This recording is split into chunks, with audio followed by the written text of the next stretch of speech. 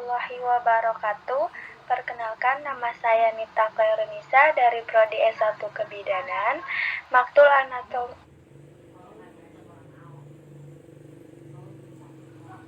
Materi ke-1, karakteristik anatomi pada setiap ras di Indonesia. Tingkat organisasi dalam tubuh manusia.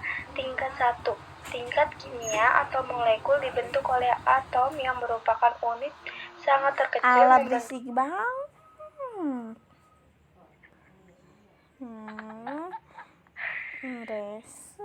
Rese banget jadi orang kata jangan berisik ge.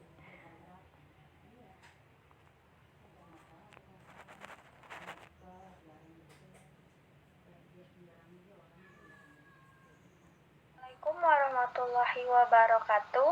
Perkenalkan, nama saya Nita Khairunisa dari Prodi S1 Kebidanan, Maktul Anatomi Fisik. Materi ke-1, karakteristik anatomi pada setiap ras di Indonesia. Tingkat organisasi dalam tubuh manusia. Tingkat 1, tingkat kimia atau molekul dibentuk oleh atom yang merupakan unit sangat terkecil membentuk molekul-molekul dengan ukuran sangat kompleks, contohnya molekul kompleks protein. Yang kedua, tingkat seluler interaksi dari molekul-molekul yang membentuk organel tertentu yang akan membentuk sebuah sel. Sel sebagai unit terkecil karena sudah tidak dapat dibagi-bagi lagi menjadi bagian yang terkecil yang dapat berdiri sendiri. Yang ketiga, tingkat jaringan. Kumpulan dari sel-sel tersebut akan membentuk suatu jaringan, contohnya seperti jaringan otot. Yang keempat, tingkat organel. Kemampuan dari beberapa jaringan yang menyusun suatu organ, contohnya seperti jantung. Yang kelima, tingkat sistem organ interaksi dari satu organ dengan organ yang lainnya menyusun sistem organ, contohnya sistem pencernaan. Yang keenam, tingkat organisme, kesatuan seluruh sistem organ pada manusia mempertahankan kehidupan. Sistem organ dalam tubuh manusia ada 12. Yang pertama, sistem integumen. Yang kedua, sistem selektal. Yang ketiga, sistem muskular. Yang keempat, sistem persarafan. Yang kelima, sistem endokrin. Yang keenam, sistem kardiovaskular. Yang ketujuh, sistem kelimpatan. Yang kedelapan, sistem pernapasan. Kesembilan, sistem pencernaan. Kesepuluh, sistem perkemihan. Kesebelas, sistem reproduksi pria. 12, sistem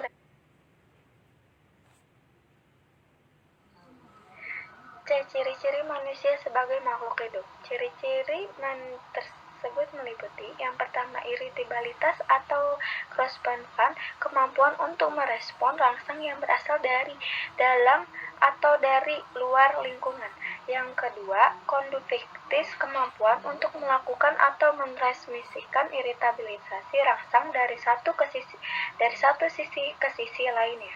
Yang ketiga, pergerakan hasil dari penyusun atau perutan sel dan sifat ini berkembang dengan baik, terutama dalam sel otot. Yang keempat, pertumbuhan adalah pertambahan ukuran sel individu atau pertambahan jumlah sel. Kelima, reproduksi. Reproduksi adalah makhluk hidup dengan berkembangnya dan merangsangkan keturunan. Yang keenam, metabolisme. Metabolisme adalah jumlah total yang dari seluruh reaksi kimia yang terjadi pada makhluk hidup. Yang ada metabolisme dalam tubuh tergantung pada proses-prosesnya. Ada 4 proses.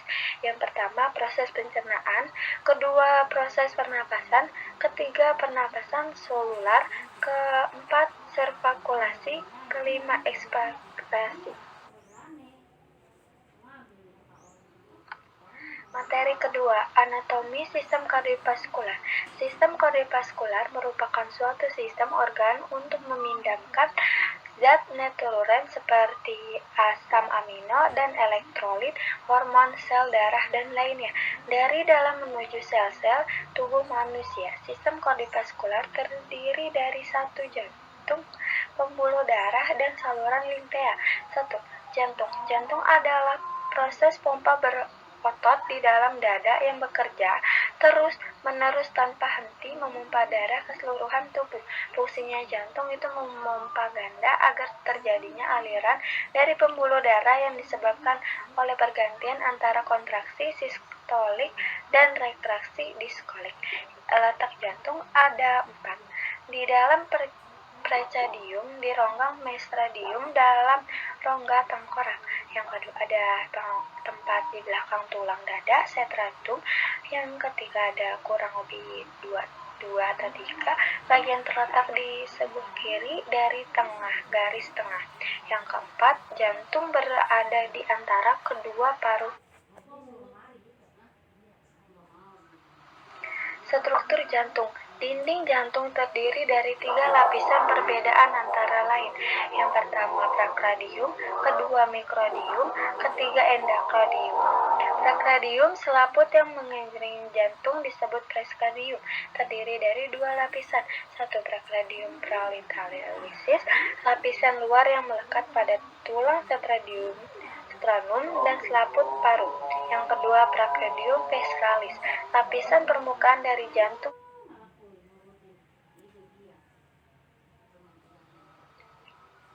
Jantung terdiri dari antradium dan ventrakuler.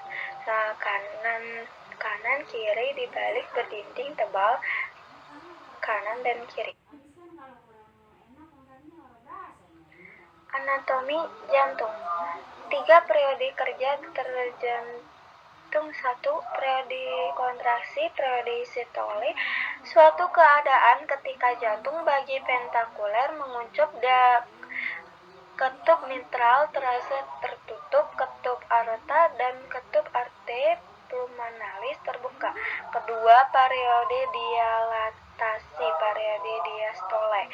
Suatu keadaan ketika jantung mengembang ketup vicus dan transpulmonalis terbuka, darah dari aorta sinten masuk ke antrum serta darah dari antrum dextra mengalir ke ventralica dextra. Ketiga, periode istirahat.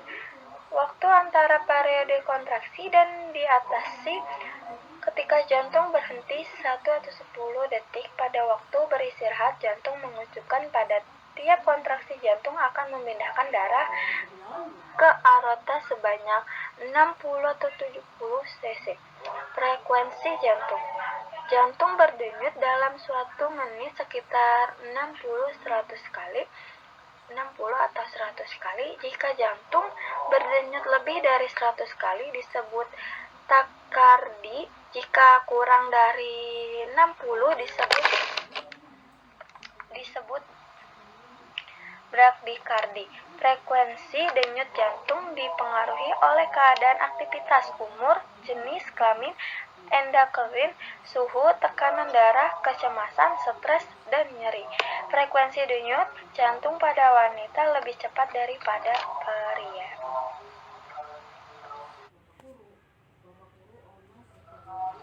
Pembuluh darah jantung. Ada aorta, pembuluh darah yang keluar dari ventricle sinistra membawa darah bersih ke seluruh tubuh. Arteri pulmonalis, pembuluh darah yang keluar dari ventrale dextra membawa darah kotoran ke paru-paru. Vena cava superior, pembuluh darah yang membawa darah dari bagian atas jantung menuju antrum kanan. Vena cava inferior, pembuluh darah yang membawa darah dari bagian bawah jantung menuju atrium dextra.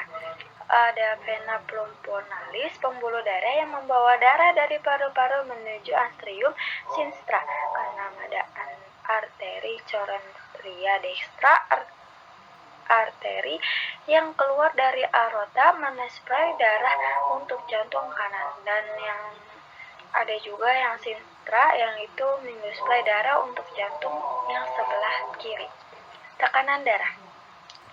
Tekanan darah timbul dari adanya tekanan arteri yang terjadi pada dinding arteri. Tekanan terdiri dari tekanan sistolik, tekanan diastolik, tekanan pulsasi, tekanan arteri rata-rata. Tekanan darah normalnya berkisar 120 mmHg. Peningkatan tekanan darah lebih dari normal tersebut hipertensi. Jika kurang dari normal disebut hipotensi.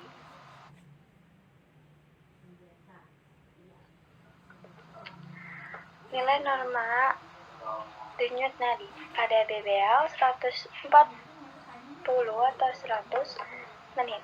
Anak-anak 80 sampai 100 menit. Orang dewasa 60 sampai 80 menit.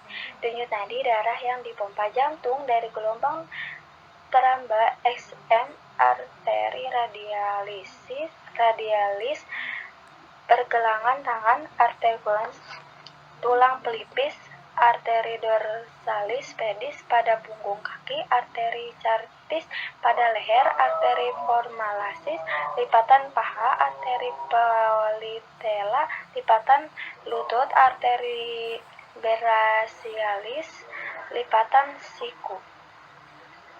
Nah, ini ada shock dan penanganan.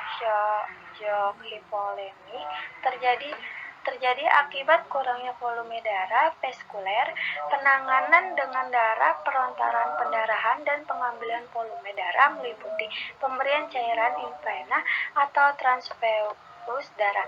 Shock neuronik terjadi karena kehilangan signal yang menolak dari sistem darah atatomi pada dinding atau polos pembuluh darah.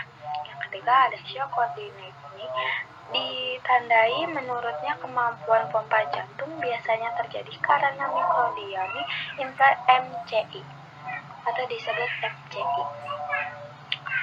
Shock sepsis, keadaan infeksi berat sebagai respons dari bakteri pneumonia atau infeksi lainnya. Penanganan shock sepsis diantaranya pemberian antibiotik, oksigen, dan cairan serta obat-obatan untuk meningkatkan tekanan darah. Yang kelima ada shock anafilaksis. Penanganan shock anafilaksis adalah dengan pemberian obat-obatan vaskularis, obat yang menyiapkan pembuluh darah EXM, ada neurobenhemil, pemberian cairan intravena dan oksigen, elektrogram EKG atau ECG. Aktivitas listrik jantung dapat direkam dengan alat elektrodiogram dan hasilnya rekaman disebut elektrodiogram darah. Cairan jaringan tubuh yang berfungsi utama untuk meningkatkan oksigen yang diperlukan oleh sel-sel disebut tubuh. Fungsi darah menyuplai jaringan tubuh dengan nutrisi, mengangkut zat-zat sisa metabolisme, mengandung pertumbuhan imun yang bertujuan mempertahankan struktur sel darah terdiri dari plasma darah 50%. Plasma darah berfungsi untuk mengangkut sari makanan ke sel-sel serta membawa sisa pembakaran dari sel ke tempat pembuangan. Sel darah 45% terdiri atas sel darah merah, sel darah putih atau keping-keping darah. Sel darah merah fungsinya mengikat oksigen dari paru-paru, diedarkan ke saluran jaringan tubuh dan mengingatkan karbon dioksida dari jaringan tubuh untuk dikeluarkan melalui paru-paru. Sel dari merah memerlukan protein karena strukturnya terdiri dari asam amino dan memerlukan pula zat besi. Kekurangan sel darah merah disebut anemia. Hemoglobin adalah protein berpigmen merah yang terdapat dari sel darah merah, mengandung kira-kira 95% besi. Fungsi mengangkat oksigen dari paru-paru dan paru-paru dalam peredaran darah untuk dibawa ke jaringan sel darah putih. Fungsi pertahanan tubuh yaitu membunuh dan memakan bibit penyakit bakteri yang masuk ke dalam jaringan sistem retikulum endotelium. Trombosit, keping-keping darah, fungsinya memegang peranan pentingnya dalam mengumpulkan darah jika banyaknya kurang dari normal. Trombosit sang pahlawan. Trombokinasi ini akan bertemu dengan protombin dengan pertolongan Ca12 akan menjadi trombin.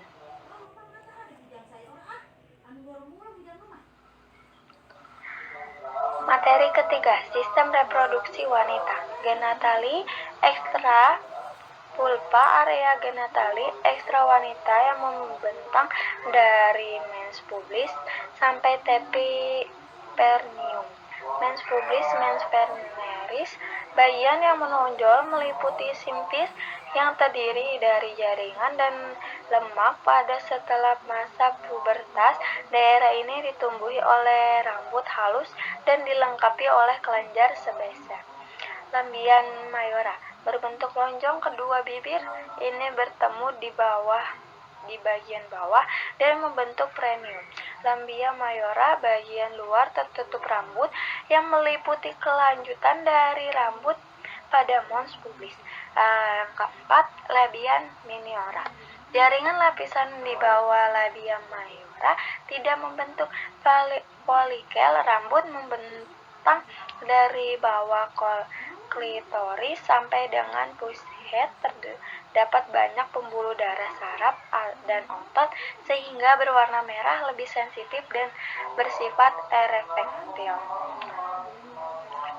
Klitoris terletak pada pulpa, tepat di bawah arterus pubis, terbentuk pendekatan. Vestibulum, area tertutup oleh labia minora, terletak di antaranya klitoris, labia minora, dan pushead. Selaput darah terdiri dari jaringan, ikatan kolagen, dan elastik. Lapisan tipis yang menutupi sebagian besar di liang sikut. Ada perineum, darah mesra yang ditutupi kulit.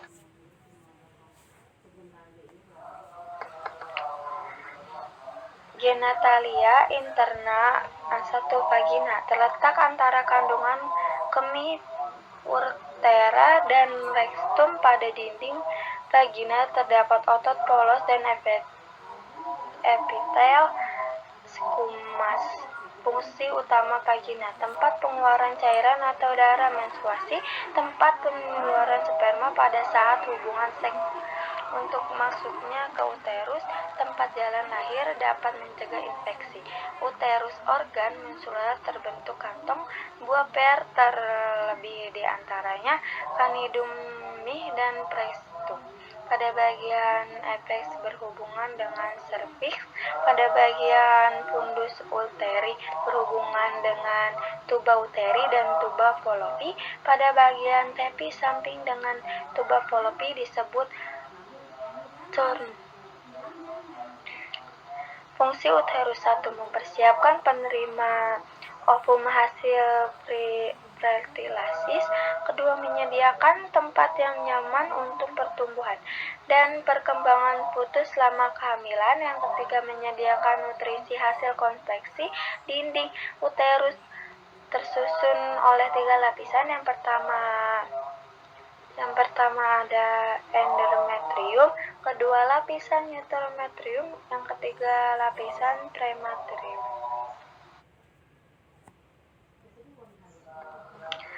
Tuba fallopi, saluran tempat ovum sel telur berjalan menuju uterus. Tempat terjadinya fertilisis antara sel telur dengan sperma, terletak menggantung di antara ligmen uterus. Tuba fallopi dibagi menjadi 4: infundibulum, ampula, isthmus, interstitialis. Yang 4: ovarium, kelenjar yang berada di permukaan posterior. Rectum di dekat dengan infundibulum, terdiri dari 2 buah. Ovarium dibagi atas 2 bagian. Yang pertama ada kontraks lapisan luar terdiri atas stroma dan folikel. Kedua, medula terdiri dari stroma pembuluh darah, limfalik, buat saraf, otot polos. Ogenesis merupakan proses pembentukan ovum melalui pematangan folikel ovarium. Proses ogenesis dimulai pada masa janin dan berakhir pada masa menopause. Siklus ovarium. Fase folikuler, proses ovulusasi, fase luteal, hormon ovarium, perkembangan folikel, dan siklus organesis dikontrol oleh GnRH, menstimulasi kelenjar hitonsi antere untuk menskresi FSH, FSH menstruasi perkembangan folikel degrafik dan produksi estrogen, LH mensekresikan progesteron dan estrogen. Hormon inhibin menghambat produksi FSH, SHG, kadar FSH dan LH menurun sesuai kadar yang dibutuhkan. Siklus menstruasi. Satu fase menstruasi peristiwa luhurnya sel ovum mantang yang tidak dibuahi bersama dengan dinding endometrium yang robek. Kedua, fase proliferasi ditandai dengan menurunnya hormogen progesteron. Yang ketiga, fase ovalus. Keempat, fase sekresi. Gangguan sistem reproduksi AIDS. 2. Dextran syndrome. 3. Kanker payudara. 4. Impotensi. 5. Genore. 6. Hipertropik. 7. Prostasi. 8. intralactasi. 9. Kanker serviks. 10. Sifilis. 11. NGO. 12. endometriosis. 13. Sindrom premenstrual.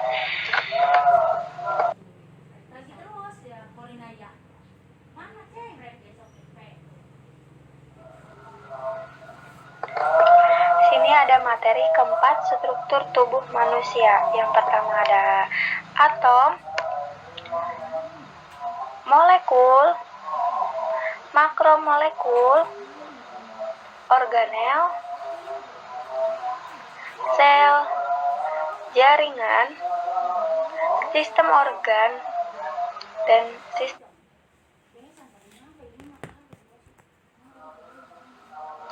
sel. Bagian terkecil dari tubuh manusia, bagian sel, membran, protoplasma dengan intinya, sitoplasma, nukleus, vakuol, mitokondria, ribosom, badan Golgi.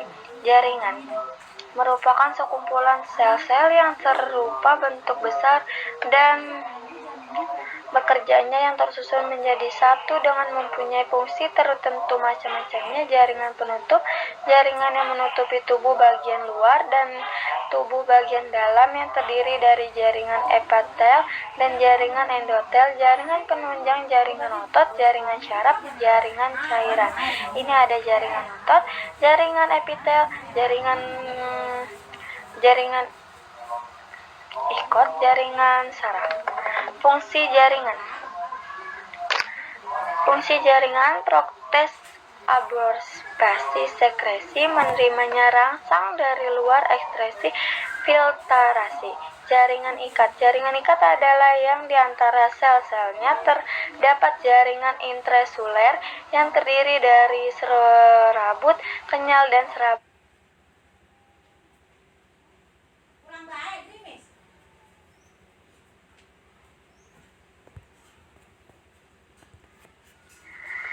jaringan saraf. Terdiri dari sel saraf yang panjang dengan halus, mempunyai intensi sel dalam protoplasmanya yang akan tebal, macamnya syaraf motorik dan syaraf sensorik. Jaringan cairan darah, sebagian jaringan yang bentuknya cairan dan terdiri dari cairan darah dan sel yang dapat terapung dalam cairan tersebut. Jika darah ditampung dalam suatu tempat lalu dibiarkan, maka darah tersebut akan membengkak membeku dan terlihat dua bagian, yaitu cairan kuning, bekuan darah.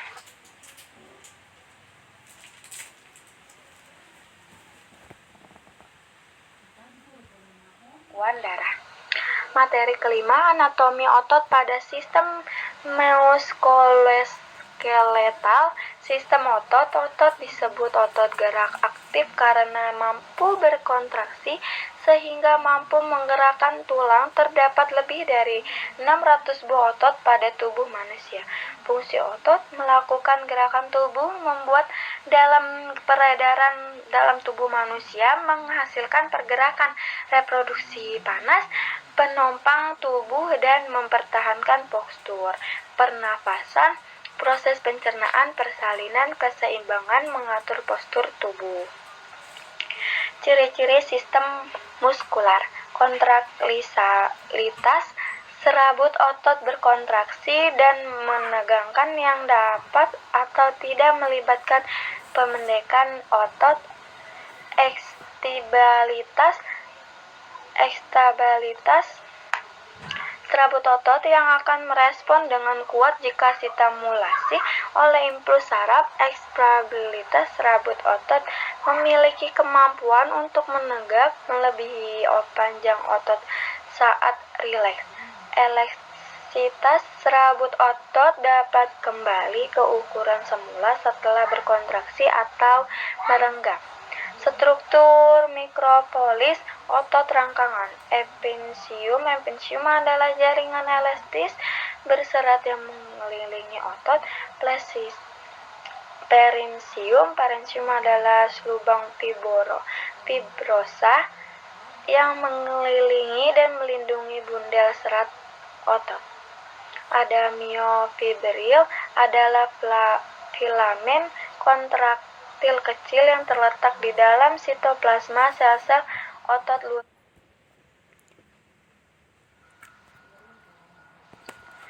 Aktin adalah sebuah protein yang penting dalam mempertahankan bentuk sel dan bertindakan bersama dengan mission untuk menghasilkan organ sel.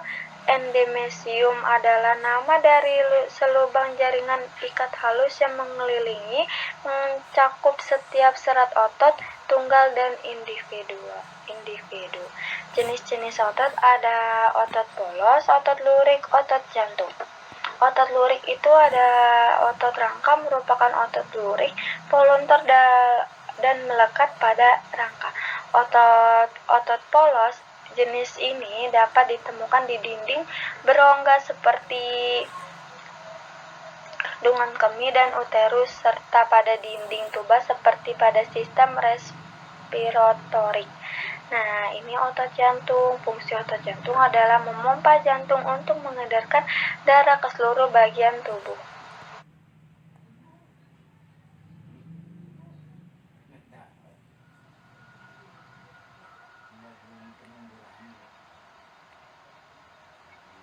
Nah, di sini ada gambar tulang, yaitu ada tulang frontalis, tulang temporalis, tulang timotolis. Nah, tendon. Tendon adalah tali atau urat daging yang kuat yang bersifat fleksibel yang terbuat dari fibrous protein kolagen.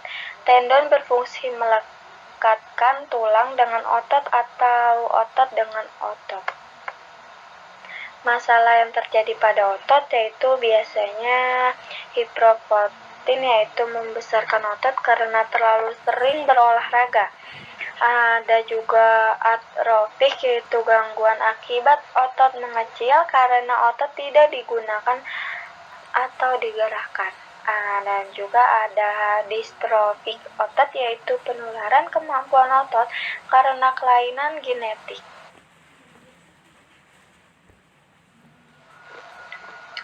Materi ke-6, sistem reproduksi pria. Hormon Testosterone ini diproduksi pada awal kehidupan dan kemudian diproduksi kembali pada awal pubertas untuk stimulasi pertumbuhan dan perkembangan reproduksi. Organ reproduksi luar, skrotum, penis, organ reproduksi dalam, testis, epididymis dan ductus. Ada juga vas deferens vascular seminalis, ductus ejaculatorius, glandula prostata, kelenjar bulbarotra, genitalia eksterna pria. 1. Skrotum, kantong longgar yang terus atau kulit yang berkerut, pasi atau terdiri dari 2 buah berisi testis untuk memproduksi sperma. Otot pada skrotum, fascia suprasialis, septum, otot dorsus, cremaster. Penis, organ seks untuk pria berbentuk silinderis, tempat mengeluarkan sperma pada saat kaitus dengan pengeluaran urin pada saat menstruasi. Organ penis, akar reduksi, B. badan, C. glands penis.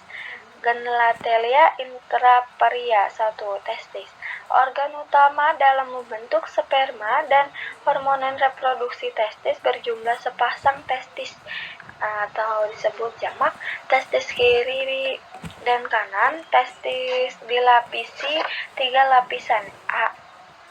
Tunica vaginalis, lapisan terluar. B. Tubulus seminiferus. C. Tunica vascula, lapisan paling dalam. Fungsi testis membentuk gamet baru spermatozoa dan membentuk hormon testosteron dilakukan oleh sel intrasial. Yang kedua, ada epididymis, saluran halus yang berkelok terletak sepanjang atas tepi dan belakang dari testis. Yang ketiga, ductus vas deferens, pada daerah ekor epididymis yang menentang pada bagian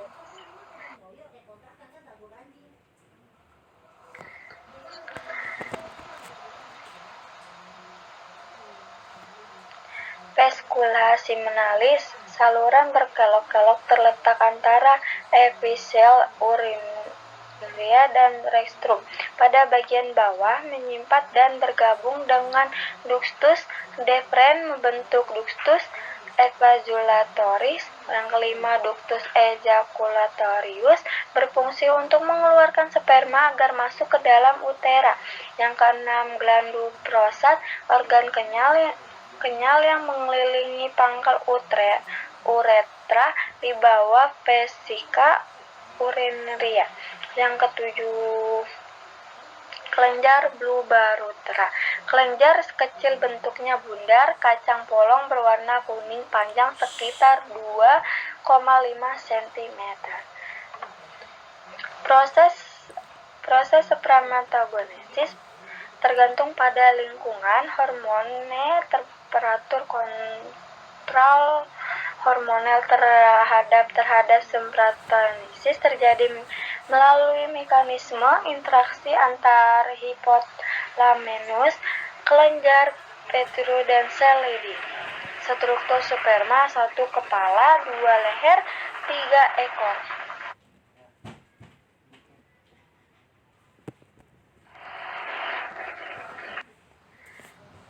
Kriteria sperma normal. Kriteria sperma normal berupa cairan yang sedikit kenyal, warna putih kekuningan pada orang normal dan sehat. Jumlah spermanya 20 cc. Lebih dari 60% sperma bergerak aktif pada saat ejakulasi. Jumlah sperma yang dikeluarkan sekitar 2-3,5 mili dan setiap mililiter mengandung 60-150 jt sperma. Jumlah sperma yang normal harus lebih besar 70%. Semen terdiri atas sperma dan sekresi cairan dari vascular seminalis, pros dan glandula bulboparentalis. Hormon pada pria, proses spermatogenesis distimulasi oleh satu testosteron, diskresi oleh sel-sel lidi yang terdapat di antara tubulus semikus. Ada LH, FSH, estrogen, dan hormon pertumbuhan, aktivasi seksual pria. Ada 4 fase reprofiksiologis terhadap aktivitas seksual: fase ekstasi, fase datar, fase orgasme, fase resolusi.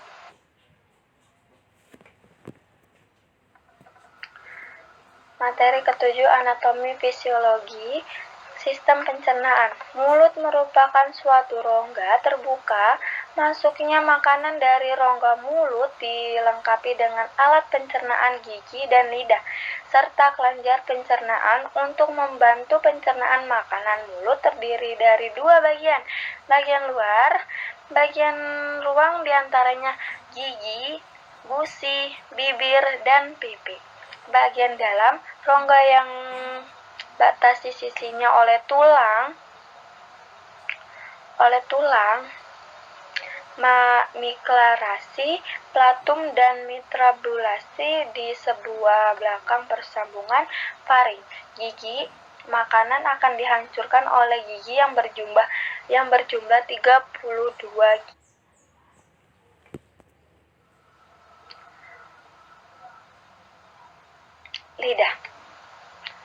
Lidah memiliki peran mengatur letak makanan di dalam mulut.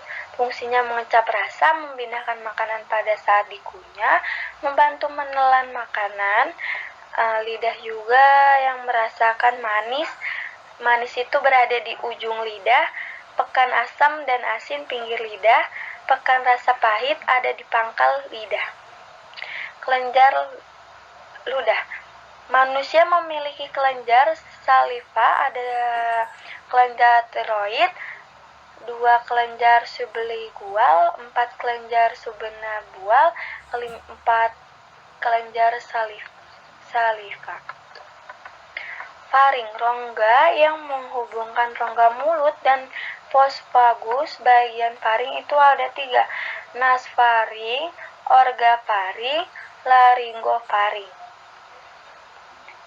Esofagus, saluran berbentuk tubuh berotot yang menghubungkan rongga mulut dengan lambung. Saluran yang dilalui sewaktu makanan mengalir dari esofagus mulut ke dalam lambung.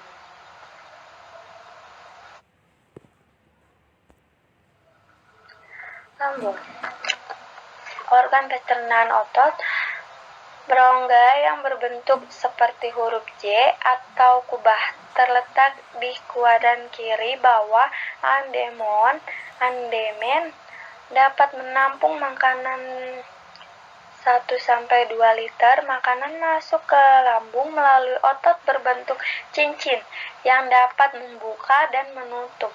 Fungsi utamanya menyimpan makanan yang sudah bercampuran dengan cairan yang dihasilkan lambung dan enzim. Lambung dibagi menjadi 3, 1 kardiak, 2 pondus, 3 pleuros. Lapisan lambung terdiri dari mukosa, selaput lendir, submukosa, muscularis, propria, serosa. Makanan akan masuk ke lambung melalui sphinkter. Sphinkter dapat membuka dan menutup untuk mencegah masuknya kembali isi lambung ke dalam esophagus. Sel-sel yang melapisi lambung, lendir asam klorida HCl. Usus halus, posisinya terletak di antara bawah abdomen, panjang sekitar 3 meter dengan lebar 2,5 cm, disupporter dengan lapisan menstrika berbentuk seperti kipas. Lapisan usus halus. Lapisan mukosa sebelah dalam, lapisan otot melingkar mukosa sekuler, lapisan otot memanjang muskuler legitudinal, lapisan serosa sebelah luar. Usus besar, contoh usus yang memiliki diameter lebih besar dari usus halus, panjangnya 1,5 meter. Berbesar untuk seperti U, terbalik usus besar terbagi menjadi tiga. Yang pertama ada kolon ascenden, kedua kolon transversum, ketiga kolon descensum.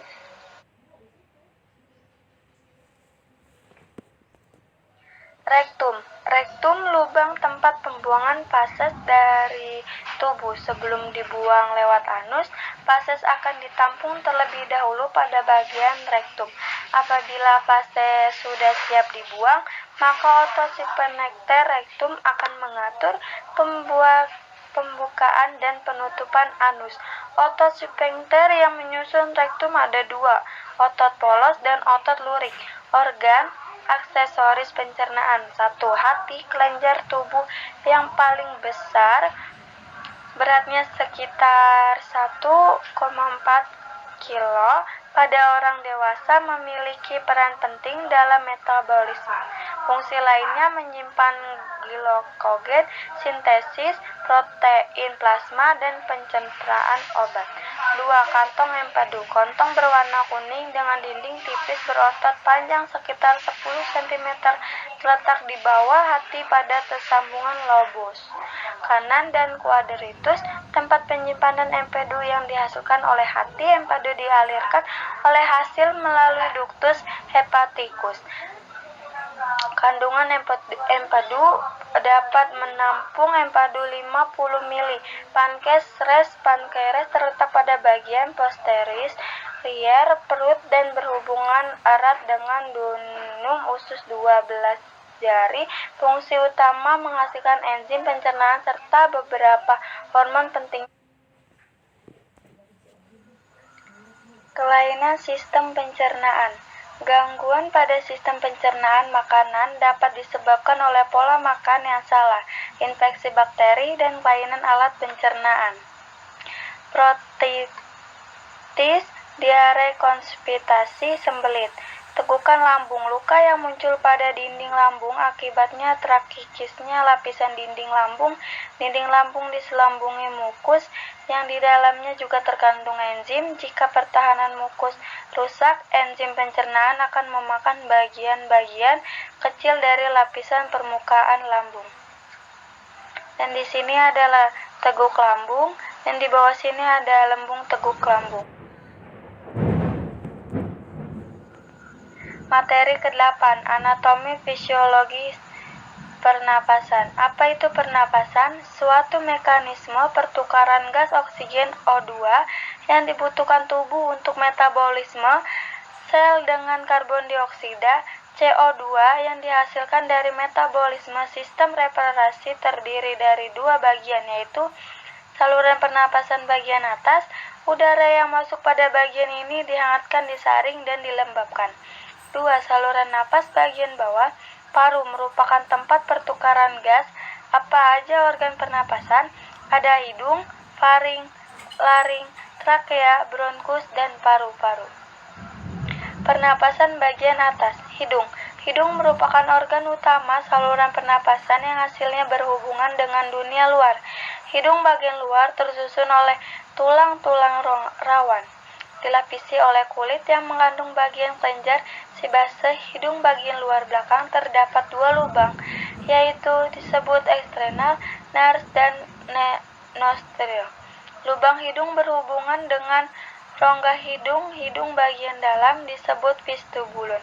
Fungsi hidung: sebagian jalan masuk dan keluarnya udara melalui proses pernapasan untuk melembabkan dan menghangatkan, untuk yang masuk sebagai filter dan membersihkan benda asing yang masuk di dalam hidung, penerimaan bau, ruang resonansi suara.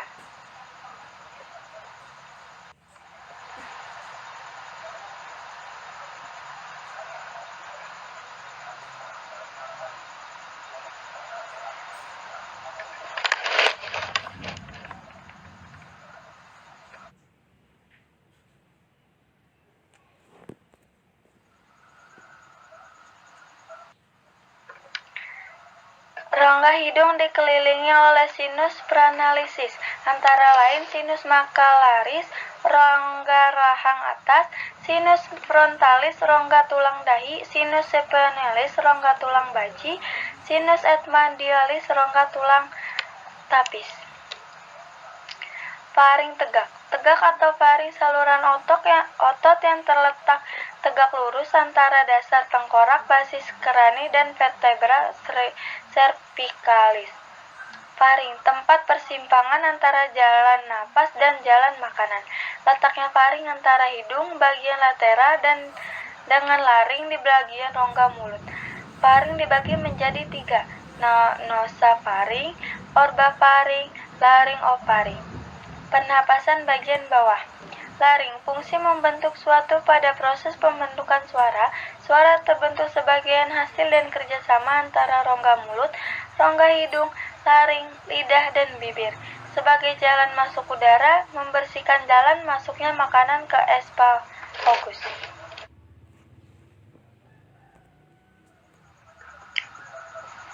Trakea, organ tabung antara laring sampai dengan puncak paru. Panjangnya sekitar 10-12 cm. Tinggi cervical 6 sampai dengan trokal 5. Pada ujung trakea tercabang 2 kanan dan kiri yang disebut bronkus primer. Bronkus merupakan cabang dari trakea yang bercabang 2 ke paru-paru kanan dan kiri. Bronkus terbagi menjadi bronkus kanan dan kiri. 1 bronkus kanan terdiri dari 3 lobus, terbagi menjadi 10 bronkus segmental. 2 bronkus kiri terdiri dari 2 lobus, terbagi menjadi 9 bronkus segmental. Paru-paru. Letak paru-paru di rongga pada bagian atas, di bagian samping dibatasi oleh otot dan rusuk, lalu di bagian bawah dibatasi oleh diafragma yang berotot kuat. Paru-paru terbagi atas 2 bagian. 1. Paru-paru kanan terdiri atas 3 lobus, atas, tengah, dan bawah. Lobus tersebut dibatasi oleh pusura horizontal dan obalik. Paru-paru kiri terdiri atas 2 lobus, atas dan bawah, yang dibatasi oleh visceral lobik.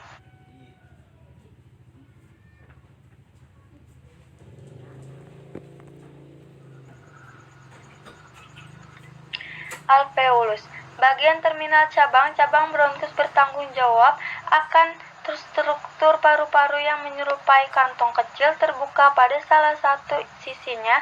Paru-paru merupakan bagian otot yang sebagian besar terdiri dari gelembung hawa dan alveoli. Pernapasan pulmoner paru terdiri atas 4 proses, yaitu ventalis pulmoner, gerakan pernapasan yang menukar udara dalam alveoli dengan udara luar. Arus darah melalui paru-paru. Darah mengandung oksigen masuk ke seluruh tubuh, karbon dioksida dari seluruh tubuh masuk ke paru-paru. Ketiga, distribusi arus udara dan arus darah.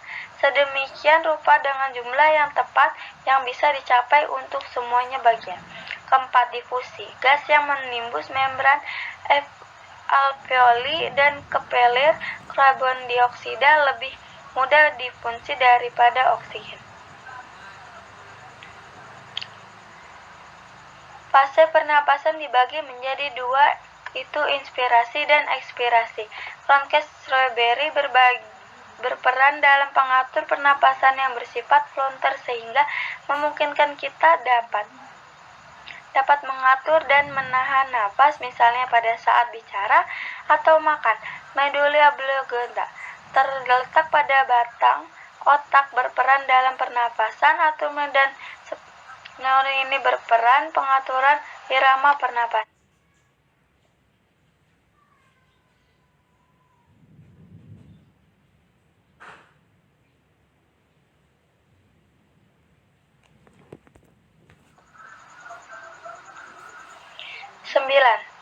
Materi 9. Sistem panca indera. Panca indera berfungsi untuk mengenali setiap perubahan lingkungan, baik yang terjadi di dalam maupun di luar tubuh. Indera penglihatan mata. Fungsi mata menerima rangsangan berkas cahaya pada retina dengan perantara serabut nervus opticus. Mengantar rangsang ini ke pusat penglihatan pada otak untuk ditafsirkan. Bagian luar mata terdiri dari 1. Bulu mata, 2. Alis mata, 3. Kelopak mata, 4. Kelenjar air mata. Bagian dalam mata, 1. Konjungtiva, 2. Sklera, 3. Kornea, 4. Lapisan kroid, 6. Iris, 5. Iris, 6. Pupil, 7. Lensa, 9. 8. Retina, 9. Cairan berat. 10. Badan bening, 11. Bintik kuning, 12. Saraf optik, 13. Otot mata. Mekanisme penglihatan. Cahaya masuk ke dalam mata melalui pupil lensa mata, kemudian memfokuskan cahaya sehingga bayangan benda yang dimaksud jatuh tepat di retina mata. Kemudian ujung saraf penglihatan di retina menyampaikan bayangan tersebut ke otak.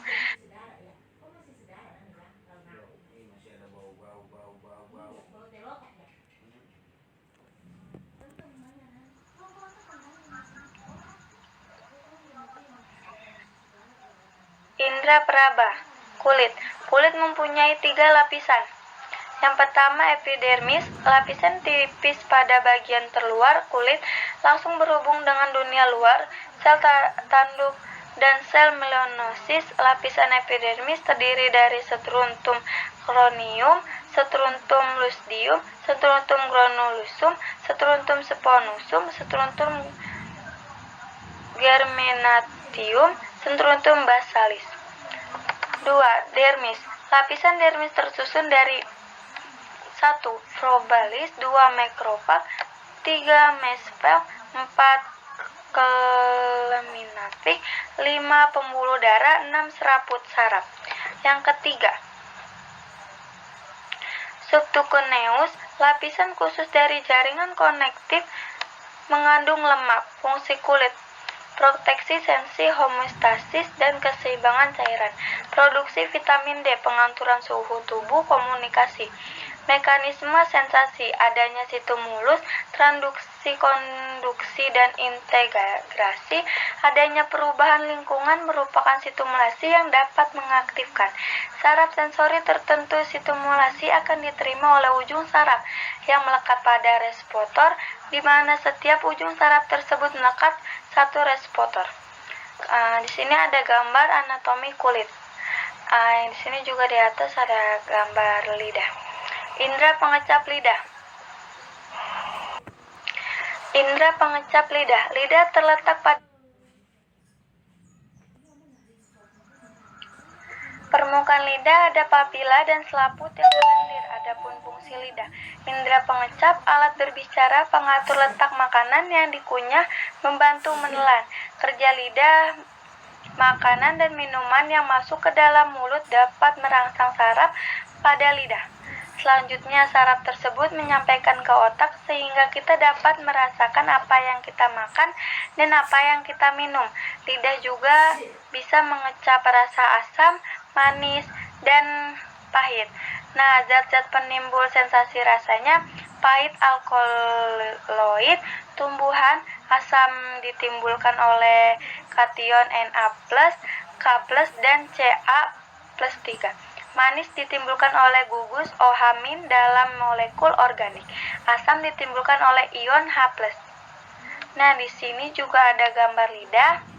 Di sini pahit, asin, asam, manis, asam, dan asin lagi.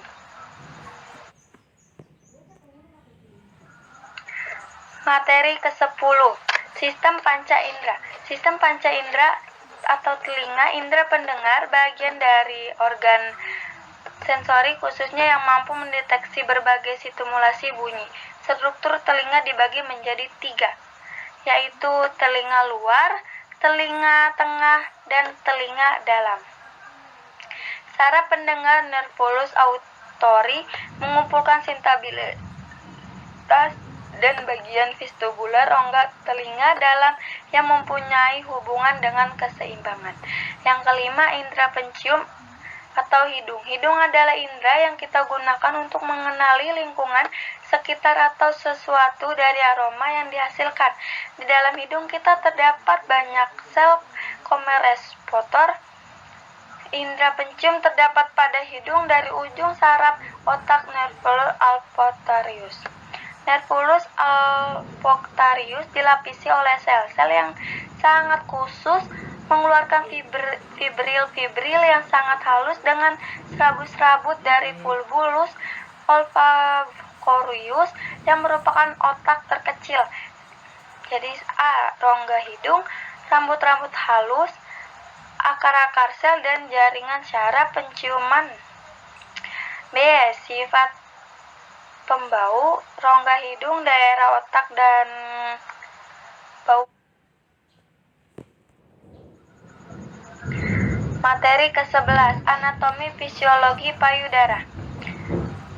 Ada corpus mammae. Corpus mammae, bagian yang membesar corpus terdiri atas satu alveolus, jaringan lemak, sel plasma, sel otot polos, dan pembuluh darah. 2. Lobulus. Lobulus kumpulan dari alveolus. 3. Lobus. Beberapa lobulus yang berkumpul menjadi 10-20 lobulus pada tiap payudara. Areola, daerah lingkaran yang terdiri dari kulit yang longgar dan mengalami pigmentasi kehitaman di tengah payudara. Di dalam daerah ini saluran susu besar dan melebar sineus lacteferus. Di dalam dinding alveolus mampu saluran-saluran terdapat otot polos yang bila berkoneksi dapat memompa air ASI. ASI terdapat keluarnya ASI. C. Papila atau puting. Bagian yang menonjol di puncak payudara, permukaan papila berlubang kecil yang merupakan muara distrus, yaitu muara pengeluaran susu, terdiri dari jaringan erektil dan jaringan saraf sensori.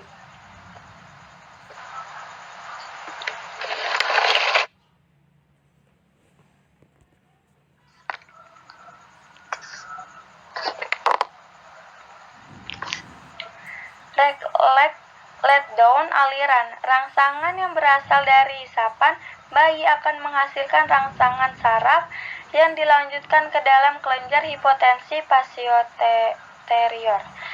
Proses laktasi. Proses laktasi timbul setelah plasenta lepas. Plasenta mengandung hormon penghambat protein hormon plasenta yang menghambatkan pembekuan ASI. Setelah plasenta lepas, ASI pun mulai keluar. Ada progesteron mempengaruhi pertumbuhan dan ukuran alveoli. Estrogen menstimulasi sistem saluran ASI dan membesar. Oksitasi berperan dalam proses turunnya ASI. Human atau disebut HPL berperan dalam pertumbuhan payudara. Proses pembentukan laktogen. Laktogenesis 1 terjadinya pada fase terakhir kehamilan. Laktogenesis 2 terjadi setelah lahirnya plasenta.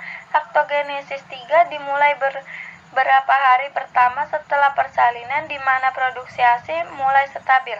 Pengaturan hormon terhadap ASI dibedakan menjadi 3 bagian, yaitu produksi ASI, plakatin, pengeluaran ASI, oksitosin, dan memelihara ASI. Pengeluaran ASI. Bila bayi menyusui, menimbulkan rangsang saraf yang terdapat dalam glandul pons sehingga mengeluarkan ASI.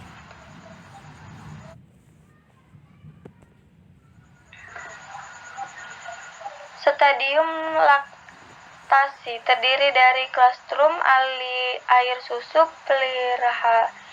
perihalian, dan air susu matur. Penghambat ASI, Padebex inhibitor, stres, rasa sakit, dan penyimpihan. Pengaruhan hormonal terhadap sistem reproduksi, melatonin berpengaruh pada pengaturan circadian pattern endokrin sehingga juga menurun. GnRH berfungsi menstimulasi hipofisis anterior untuk memproduksi melepas hormon atau disebut FSH atau LH. PRF berperan dalam menstimulasi dan menghambat produksi ASI. FSH berfungsi memicu pertumbuhan pematangan folikel dan sel. LH berfungsi memicu perkembangan folikel. Estrogen berperan dalam menstimulasi penumbuhan lemak jaringan strobogen, penumbuhan rambut aksila dan pubilis. Di sini ada prostogen berperan dalam perkembangan payudara, penghambatan kontraksi uterus selama kehamilan. HCG itu untuk pertumbuhan corpus luteum dalam menghasilkan progesterone. LTH berperan pada masa laktasi pasca persalinan. Kelainan pada payudara, lesi akibat infeksi jaringan payudara, ketidakseimbangan hormon, neoplasma jinak, neoplasma ganas, etiologi kanker payudara. Usia yang meningkatkan biasanya 60 tahun atau lebih muda. Riwayat keluarga kanker payudara, faktor keturunan, pernah menderita penyakit payudara non-kanker. Mulai datangnya head seumur 12 tahun, pemakaian pil KB atau terapi hormon estrogen.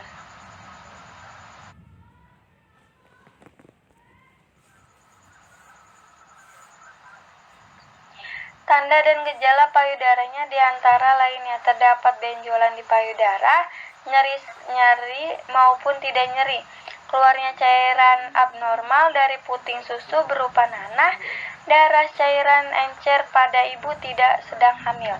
Ada pertekanan dan lekukan pada kulit, perubahan warna atau tekstur kulitnya pada payudara, terjadinya luka yang tidak sembuh dalam waktu yang lama. Penegakan kanker payudara. Penanganan kanker payudara. Lumpectomy adalah prosedur pengangkatan jaringan tumor dan sebagian jaringan normal dan sekitarnya. Mastectomy adalah prosedur mengangkat seluruh jaringan payudara mengidap kanker sehingga ia tidak lagi memiliki payudara. Terapi radiasi adalah sebuah metode terapi yang menambahkan sinar X atau partikel ion lainnya ke tumor. Komenterapi adalah pengobatan menggunakan obat yang diberikan secara obat maupun disuntikan.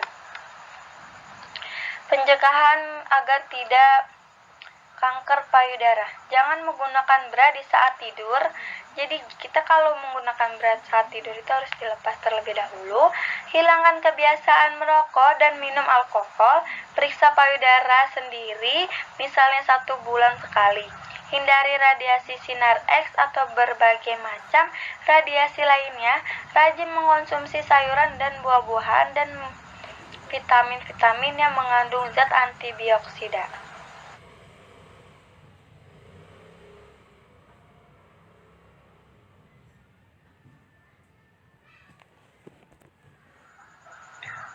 Tanda-tanda yang diperlukan kita perhatikan saat pemeriksaan. Benjolan di payudara ada di ketiak, perubahan bentuk dan ukuran payudara yang tidak biasa, kerutan yang lekuk yang tidak biasa di payudara, di puting terletak ke dalamnya, perdarahan atau keluarnya cairan yang tidak biasa dari puting payudara. Salah satu tujuan pemeriksaan payudara sendiri yaitu sadari mendeteksi kanker pada stadium yang dini, meraba dan menemukan awal tumbuhnya masa suatu yang menganjal di dalam payudara. Jika kita sadari dilakukan secara rutin, seorang wanita akan menemukan benjolan pada stadium dini. Sebaiknya kita sadari dilakukan pada waktu yang sama setiap bulan. Bagi wanita yang masih mengalami menstruasi, waktu yang paling tepat untuk melakukan sadari adalah 7-10 hari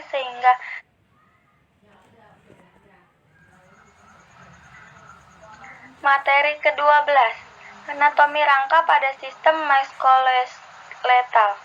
Muskuloskeletal berasal dari kata muskular, otot, dan kata skeletal, rangka tulang.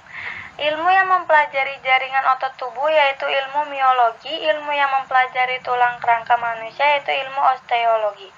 Otot, organ tubuh yang mempunyai kemampuan mengubah energi kimia menjadi energi mekanik atau gerak sehingga dapat berkontraksi untuk menggerakkan rangka sebagian respons tubuh terhadap perubahan lingkungan. Rangka setelah bagian yang terdiri dari tulang sendi dan tulang rawan sebagai tempat menempelnya otot dan memungkinkan tubuh untuk mempertahankan sikap dan posisi. Fungsi dan sistem rangka adalah memberi bentuk pada tubuh, melindungi organ atau jaringan vital yang ada di dalamnya, menyangka berat badan, tempatnya melekat otot, membantu pergerakan, hipotensi pembuatan sel darah, menyimpan mineral terutama kalsium dan fosfat, tempat penyimpanan energi. Struktur tulang. Prosteum, lapisan pertama dan terluar yang melapisi ujung tulang kompak. Lapisan kedua teksturnya halus dan sangat kuat. Tulang sphenum memiliki banyak rongga berisi sumsum memproduksi sel-sel darah.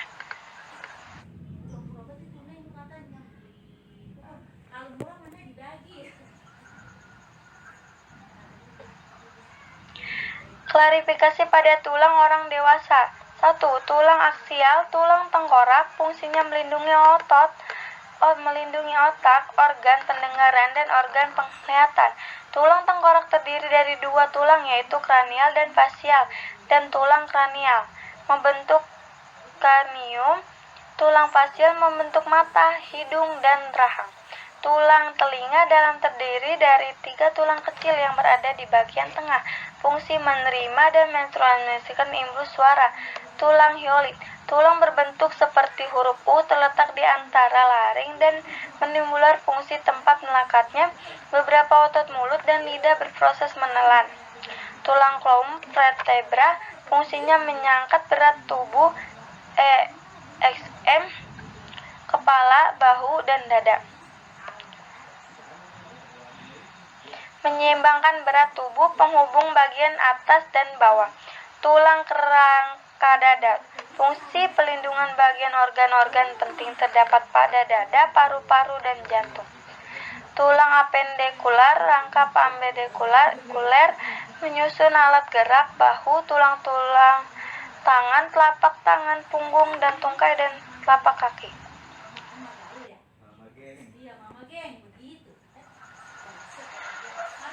Klarifikasi menurut Chaldewitt dan Molly.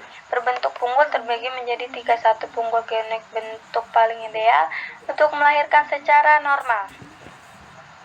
Kedua, punggung android, bentuk depannya lonjang menyerupai telur. Punggung android atau punggung pria, bentuknya pangkal menyerupai segitiga atau hati. Punggung playploid dengan bentuk oval yang memimpi biasanya beresiko untuk lakukan persalinan. Klarifikasi tulang berdasarkan jenis tulang. 1. Pipa atau tulang panjang, longga, berbentuk pipa dan tabung dan biasanya berongga. 2. Tulang pipih. 3. Tulang pendek. 4. Tulang tak berbentuk.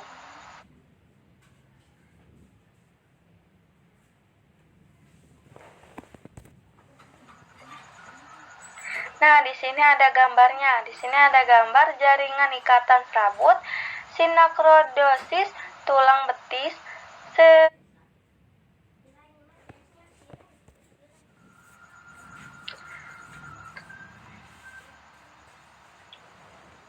kelainan atau gangguan pada muskuloskeletal. Low back spine. Gejala low back spine berupa sakit pinggang atau nyeri punggung. Tensionik terjadi karena mustasan tekanan leher pada otot trapezius. Osteoarthritis adalah salah satu bentuk dari nyeri akut dan kaku leher. Osteoarthritis terjadi karena hilangnya restansi vertebra. Dan di sini juga ada retorcobus disroses, cellosus yang adalah penurunan komponen penghubung intrablasi.